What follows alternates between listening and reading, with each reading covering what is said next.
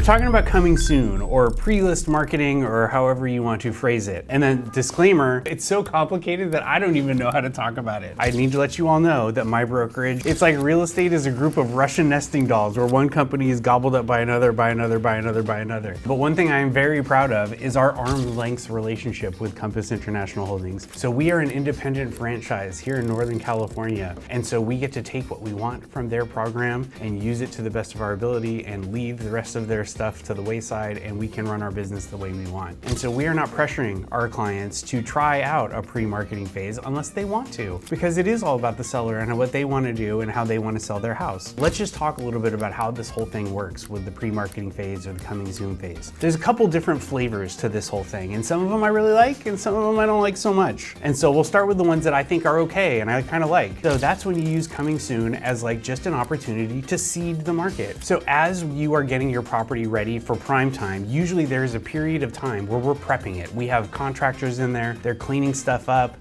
we're cleaning the property, maybe we're replacing some finishes, maybe we're doing some painting. We want it to look great for when it hits the market. And so during that time period, maybe it's appropriate to start dropping little breadcrumbs here and there, like some B-roll, like, hey, we're prepping, look at this paint job, or like just doing like little reveal shots of little vignettes around the property to kind of get the excitement going about this thing, this project that we're working on. I love that.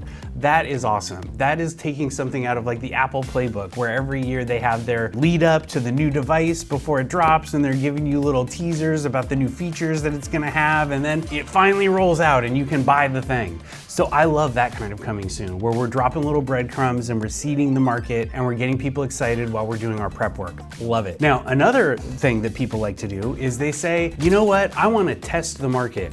I wanna see how high I can go. And so when I hear that, I start to get a little bit nervous, because it's telling me that that seller isn't really committed to a sell, and that they only really wanna sell if they get their high watermark. And if they can't get their high watermark, they don't really want to sell their property. And so there's not a whole level of commitment that there is to a person that needs to sell their house to move somewhere because of job transfer, or they have a timeline, or something is happening in their life and they need to move. So if this is more of a just testing the market kind of process, it's gonna have less of a chance of success, because what you're doing is you're trying to game the system. What you're trying to do is you're trying to release your property to a very small number of people at an elevated price, and you're gonna hope that you get lucky. And you know what? Sometimes you are. Sometimes you are gonna get lucky, and somebody is gonna raise their hand and say, you know what, I'll buy it for that extra high price. And that does happen. It happens all the time. But it's not the majority of times when that is happening. Most of the time, it's going through that pre-marketing phase at that higher elevated price, and you're not finding a buyer to buy it at that higher price because you're looking at a very small pool of buyers.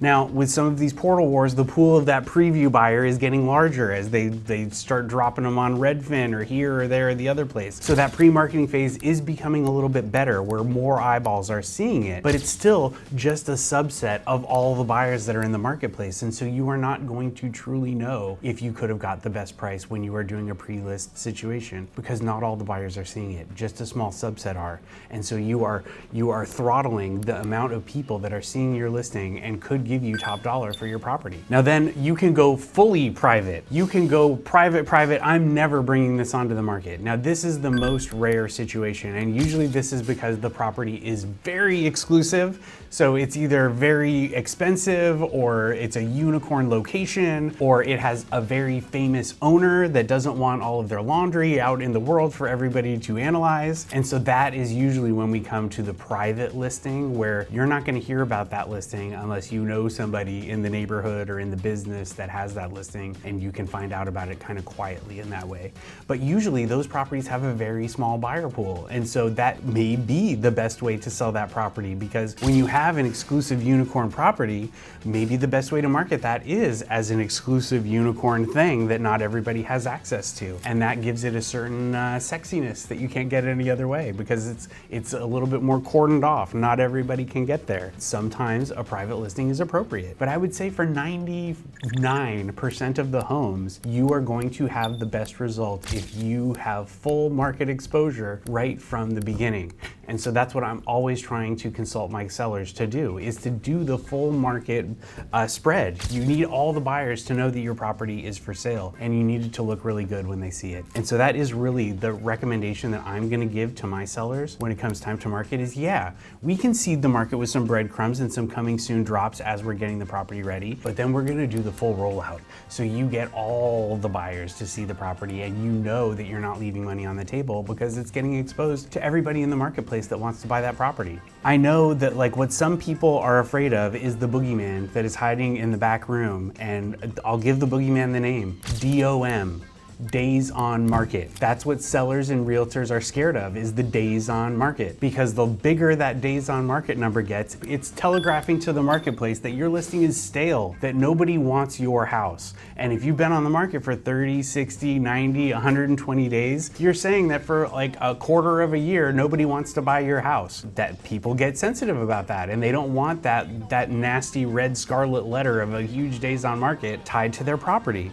But I'll tell you what, I feel like this is a more recent development because we are still looking backwards at the COVID market and comparing our current market to that. And so I did a little history lesson as I prepared for this video, and I looked back at time because I remember the time before COVID when it took longer to sell a house, and that was normal, and we all dealt with that. And so I'm looking up some stats. I went back to 2011, 2012, so right there after the mortgage-backed security crisis. And back then here in Sonoma County, on average, it took over 100 days to sell a house. So in that time period, the average DOM was around 104 days. And so it took a long time to sell a house. And then that kind of trickled down a little bit into the 80s, 90s, 70s. And then something interesting happened. The COVID virus hit us all.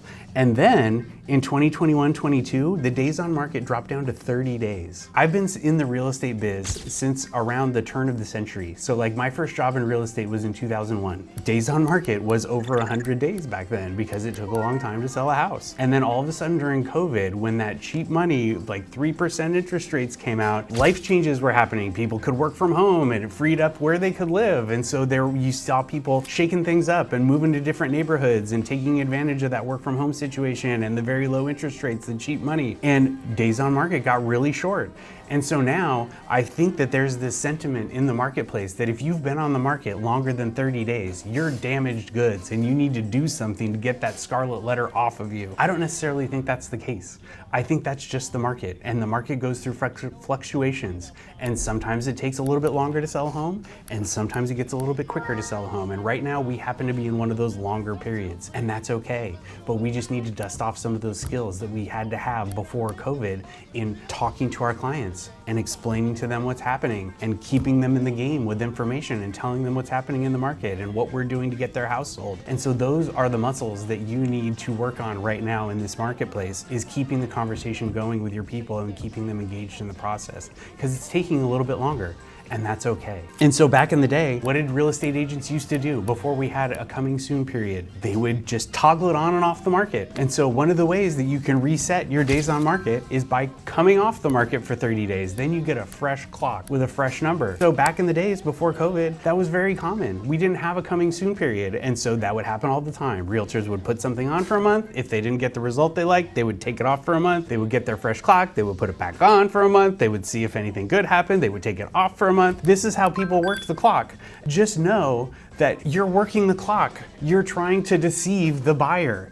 And I don't like that. I like open markets where people can see all of the information. And the best advice is the same that has always been. If you prep early and make your property look great, you're gonna have a great experience in the marketplace, whether you do a coming soon or you don't do a coming soon. And so that's really where I want people to focus, is if you can take the time to dress up your property and make it look nice for the marketplace, you're gonna have the best experience. And you don't need to worry about monkeying around with the clock, because you're gonna have a great product, and that's what people are gonna respond to. Don't be scared of the DOM. The DOM is not out there to hurt you. It's there to give buyers information. If we take that away from the buyers, they're gonna figure out the information in a different way, because they're not stupid. I get frustrated when people are just trying to use gimmicks to sell houses. Like, this is not about gimmicks. This is just about value. It's like, if you can show value in the marketplace, people are going to respond. So if you wanna have a great experience selling your home, come find one of the agents here at Corcoran Icon Properties. We will guide you through the process and make sure that it runs smoothly for you.